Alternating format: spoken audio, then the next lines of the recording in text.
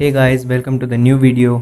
ये मेरी second video है जिसमें मैं आपको बताने वाला हूँ टॉप 10 ऐसी पोकेडेक्स एंट्रीज जहाँ पोकेडेक्स ने हमें झूठ बोला है एनिमे के अंदर।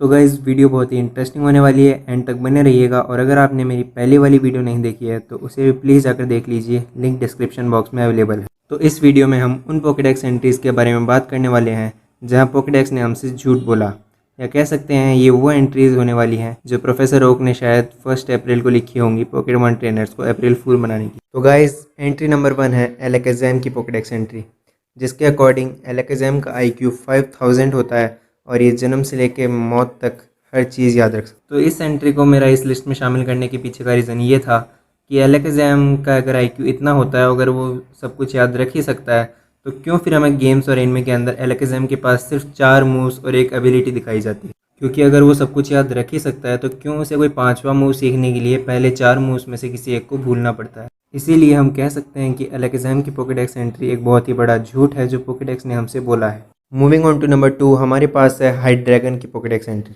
जो कहती है कि पुरानी कहानियों के अकॉर्डिंग हाइड्रैगन किसी भी विलेज को डिस्ट्रॉय कर देता था, और अगर इसे कोई मूविंग ऑब्जेक्ट दिखती है तो ये उसे अपना दुश्मन समझकर उसे बाइट करने लगता है। अब यार चलो, फर्स्ट पॉइंट तो फिर भी मान लिया कि सूडो लेजेंडरी है, तो क्या पता इतनी ताकत हो भी सकती है कि विलेज को डिस्ट्रॉय कर दे। लेकिन सेकंड पॉइंट, किसी भी मूविंग ऑब्जेक्ट को बाइट करेगा, इसका मतलब इसके सामने इसका ट्रेनर तो मूव ही नहीं करता।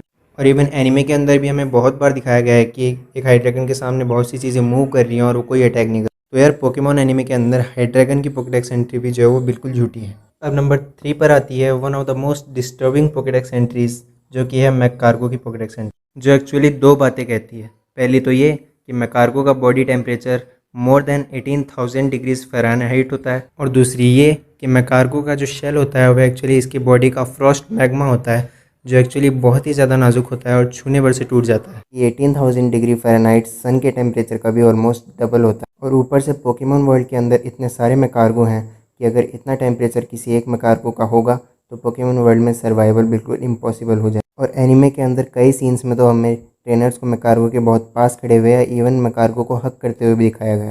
और अगले नंबर पर आता है मैककार्गो का ही प्री वॉर्ड फॉर्म स्लग्मा, जिसकी पोकेडेक्स एंट्री ये कहती है कि स्लग्मा की बॉडी मोल्टन लावा से कवर्ड होती है, और अगर ये पोकेमॉन थोड़ी सी भी देर के लिए मूव करना बंद कर दे तो ये लावा जमना शुरू हो जाएगा और स्लग्मा की बॉडी छोटी होनी शुरू हो जाएगी। गाइस, ये पोकेडेक्स एंट्री भी एकदम झूठी है, क्योंकि पोकेमॉन एनिमे के अंदर हमें बहुत बार स्लग्मा को स्टिल खड़े हुए दिखाया है, जहाँ उसे कुछ भी नहीं होता, फिर चाहे वो किसी बैटल के दौरान हो या अपने ट्रेनर के साथ। अब इसके बाद नंबर 5 पे हमारे पास है स्पॉइंग की पोकेडेक्स एंट्री, जो काफ़ी कुछ स्लग्मा से सिमिलर है, क्योंकि इस पोकेडेक्स एंट्री के अंदर हमें बताया गया है कि स्पॉइंग अपनी पूरी लाइफ अपनी पूंछ के सहारे बाउंस करता रहता है, और अगर ये 1 सेकंड के लिए भी बाउंस करना बंद कर दे तो इसका हार्ट पंप करना बंद कर देगा और इसकी वहीं मौत हो जाएगी। और ये पोकेडेक्स एंट्री भी इसीलिए झूठी है क्योंकि पोकेमॉन एनिमे के अंदर हमें बहुत बार दिखाया गया है जब एक स्पॉइंग बाउंस नहीं कर रहा हो, लेकिन फिर भी वो बिल्कुल ठीक होता है, उसे कुछ नहीं होता। अब इसके बाद हमारे पास आती है रेमोरेड की पोकेडेक्स एंट्री, जिसमें लिखा है कि रेमोरेड अपने मुंह से जो पानी शूट करता है उससे वो 300 फीट दूर से भी अपने टारगेट को हिट कर सकता है।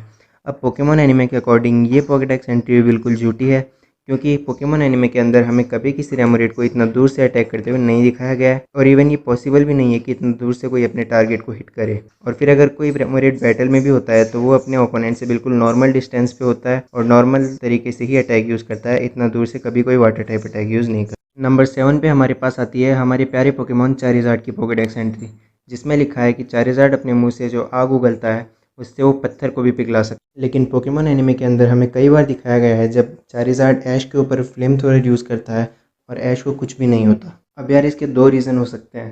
पहला तो जैसे कि मैं बता रहा हूँ, ये पोकेडेक्स एंट्री बिल्कुल गलत है, और दूसरा क्योंकि ऐश पे इसका असर नहीं होता, तो ऐश तो हम सब जानते हैं कितना लेजेंडरी बंदा है, उसकी ना कभी एज बढ़ती है ना कभी उसकी किसी को स्ट्रेटेजी समझ में आती है, और इतने पोकेमॉन्स के अटैक्स खाने के बाद भी वो आज जिंदा है। तो गाइज़, आपको क्या लगता है, ये पोकेडेक्स एंट्री झूठी है या फिर ये हमारे ऐश का कोई नया जादू है?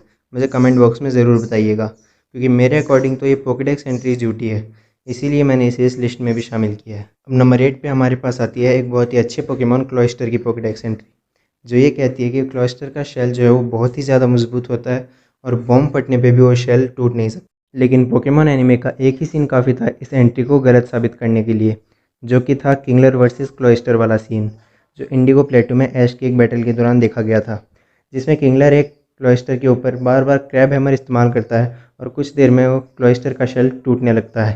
जिसका मतलब या तो ये है कि क्लोइस्टर का शेल इतना भी मजबूत नहीं है जितना पोकेडेक्स ने हमें बताया है, या फिर किंगलर का क्रैब हैमर एक बॉम्ब से भी ज़्यादा पावरफुल है। लेकिन अगर किंगलर का क्रैब हैमर एक बॉम्ब से भी ज़्यादा पावरफुल है, तो बाकी जिन पोकेमॉन्स पर उसने क्रैब हैमर अटैक किया है वो एनीमे के अंदर ज़िंदा कैसे बच गए।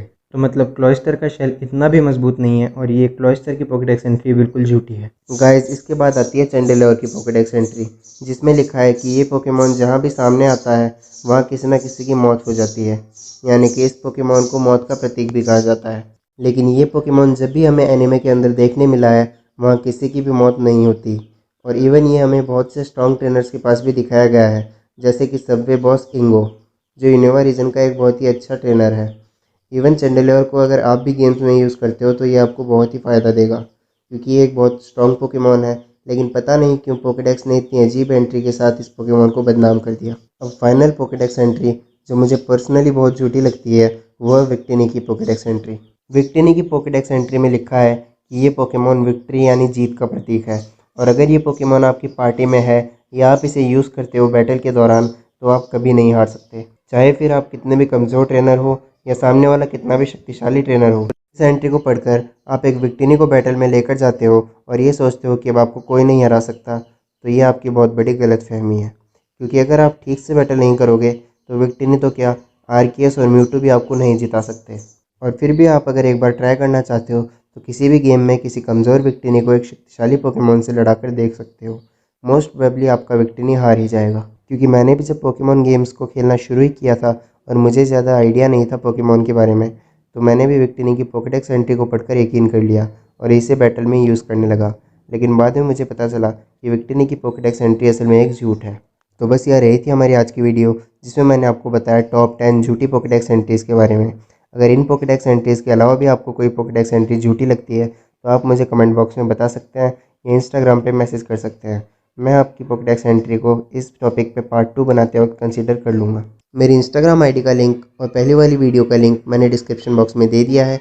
अगर ये वीडियो आपको अच्छी लगी हो तो इसे लाइक कीजिए और भी पोकेमॉन फैंस के साथ शेयर कीजिए, और ऐसे ही नए कंटेंट के लिए मेरे चैनल को सब्सक्राइब करके बेल आइकन को भी दबा दीजिए। और आप जिस टॉपिक पर नेक्स्ट वीडियो देखना चाहते हैं मुझे वो कमेंट बॉक्स में ज़रूर बताइए।